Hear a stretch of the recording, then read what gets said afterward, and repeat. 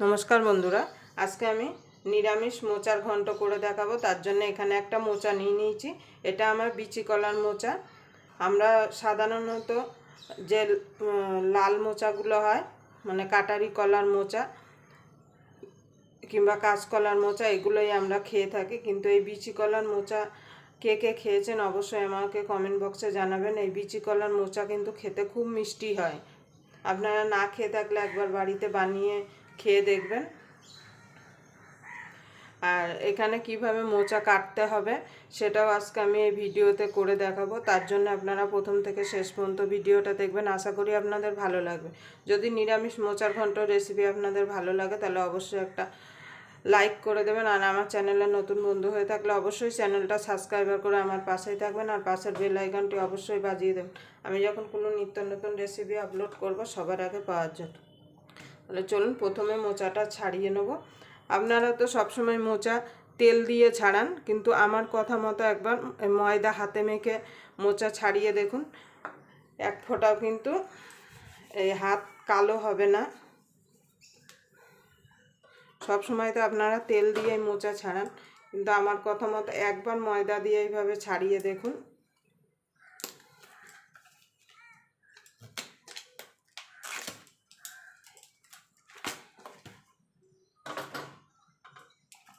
এইভাবে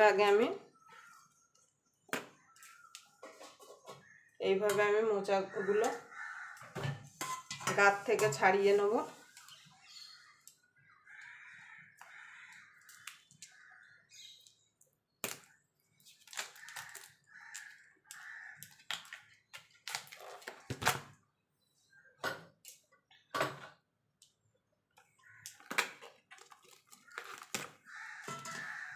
এইভাবে সব আমি গাছ থেকে ছাড়িয়ে নেব।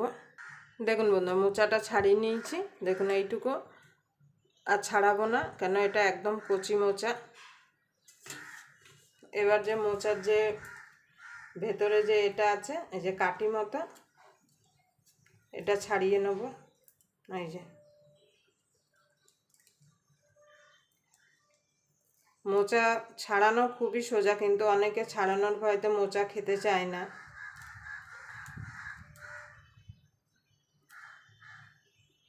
আপনারা যদি এরকম বিচি কলার মোচা আনেন তাহলে ছাড়ানো কিন্তু একদমই সোজা।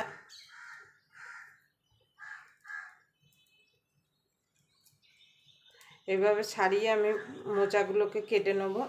আমি বটি দিয়ে কাটবো, আপনারা চাইলে ছুরি দিয়েও কেটে নিতে পারেন। দেখুন বন্ধু, মোচাগুলো আমি সব কেটে নিয়েছি। আর দেখুন দেখুন হাত কিন্তু এক ফোঁটাও কালো হয়নি। দেখুন, আপনারা তেলের বদলে আপনারা যদি ময়দা দিয়ে একবার এইভাবে আমার কথা মতো ময়দা দিয়ে একবার মোচা ছাড়িয়ে দেখবেন। দেখুন হাতে কিন্তু এক ফোঁটাও কিন্তু মানে মোচার দাগ কিন্তু লেগে নেই। এইভাবে অবশ্যই তেলের বদলে আপনারা ময়দা দিয়ে একবার মোচা ছাড়িয়ে নেবেন। আমি মোচাটাকে কেটে জলে ভিজিয়ে রেখেছি যাতে এক্সট্রা কষটা বেরিয়ে যায়। এবার আমি কি করব, মোচাটাকে সিদ্ধ করে নেব। দেখুন বন্ধু, মোচাটা সিদ্ধ করার জন্য আমি একটা প্রেসার কুকার নিয়ে নিয়েছি। এবার প্রেসার কুকারে আমি মোচাটাকে দিয়ে দেবো।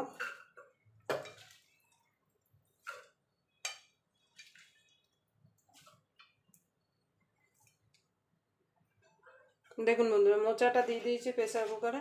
দিয়ে দেবো হলুদ গুঁড়ো,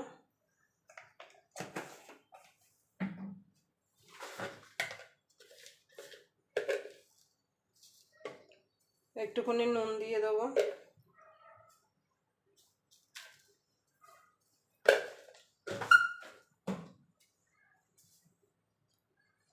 ছোলাটাও দিয়ে দেবো মোচার সঙ্গে। এবার দিয়ে দেবো জল দিয়ে আমি ঢাকা দিয়ে এটাকে 2টো সিটি মেরে নেব। দেখুন বন্ধুরা, মোচাটা সিদ্ধ হয়ে গেছে, আমি নামিয়ে নিয়েছি। এবার মোচাটা রান্না করব।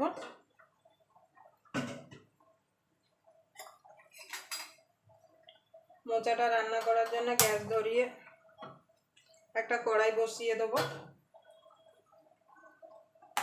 এখানে আলু নিয়ে নিয়েছি আমি ছোট সাইজের 3টে, আর আলুগুলোকে এইভাবে আমি কেটে নিয়েছি। আপনারা চাইলে বড় টুকরো করে মোচার সঙ্গে আলু সিদ্ধ করে নিতে পারেন।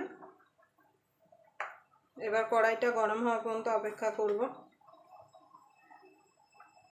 দেখুন বন্ধুরা, কড়াইটা গরম হয়ে গেছে। আমি কড়াইতে তেল দিয়ে দিয়েছি। দিয়ে দেবো তেজপাতা, গোটা জিরে, এবার ফোড়নটা একটুখানি ভাজা ভাজা করে নেব। দেখুন বন্ধুরা, ফোড়নটা হয়ে গেছে। এখানে দিয়ে দেবো আলু।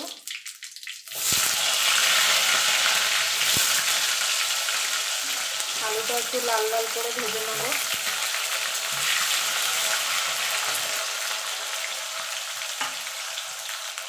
দেখুন বন্ধুরা, ওদিকে আলুটা ভাজা হচ্ছে, এখানে একটা মশলা রেডি করে নেব। তার জন্য নিয়ে নিয়েছি এখানে আদা বাটা, 1 ইঞ্চি মতো আদা আমি একটু বেটে নিয়েছি। দিয়ে দেবো হলুদ গুঁড়ো আদার মধ্যে, ধনের গুঁড়ো, জিরের গুঁড়ো, ঝাল লঙ্কার গুঁড়ো। ঝালটা আপনাদের স্বাদ মতো দেবেন।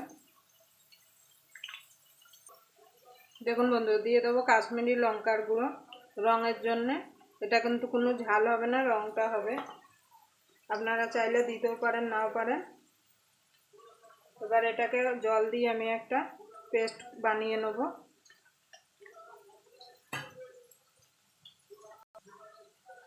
দেখুন বন্ধুরা, আমি এখানে পেস্টটা বানিয়ে নিয়েছি। এবার আলুটা আমার ভাজা হয়ে গেছে। এবার এই সব মশলার পেস্টটা একসঙ্গে দিয়ে দেবো।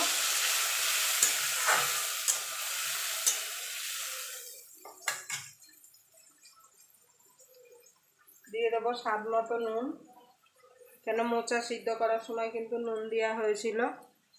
দেখুন বন্ধু, এখানে একটা টমেটো আমি ছোট ছোট করে কেটে নিয়েছি, সেটা দিয়ে দেবো। দিয়ে ভালো করে সব মশলাগুলো কষিয়ে নেব যতক্ষণ মশলা থেকে তেল না ছেড়ে আসছে। মশলা কষানোর উপরে কিন্তু যে কোনো রান্নার স্বাদটা দ্বিগুণ বেড়ে যায়। দেখুন বন্ধুরা, এখানে মশলাটা কষানো হয়ে গেছে। এবার যে মোচাটা আমি সিদ্ধ করে রেখেছিলাম সেটা দিয়ে দেবো।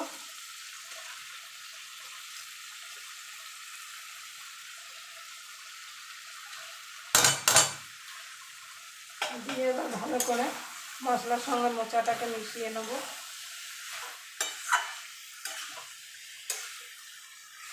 নিরামিষ মোচার ঘন্টটা কিন্তু গরম ভাতের সঙ্গে কিন্তু অসাধারণ লাগে।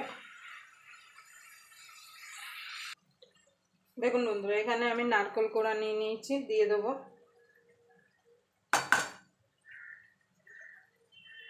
চিনি দিয়ে দেবো।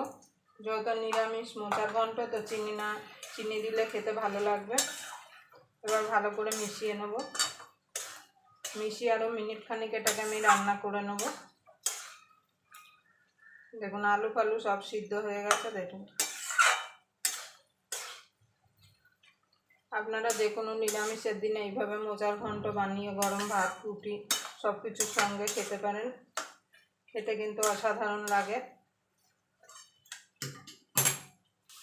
দেখুন বন্ধু, মোচাটা হয়ে গেছে। দিয়ে দেবো ঘি।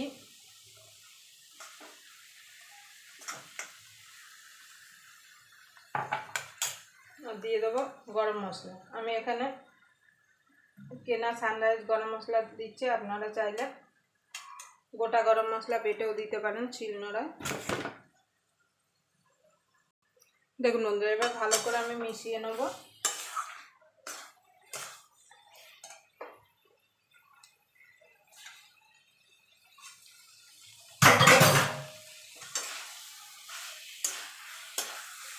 দেখুন আমার নিরামিষ মোচার ঘন্ট রেডি হয়ে গেছে। এবার আমি এটাকে নামিয়ে দেবো।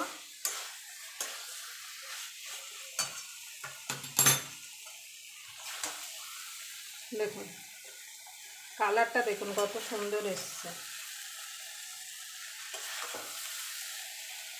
আবার আপনাদের সঙ্গে কোনো নতুন রেসিপি নিয়ে দেখা হবে। ততক্ষণ পর্যন্ত আপনারা ভালো থাকবেন, সুস্থ থাকবেন।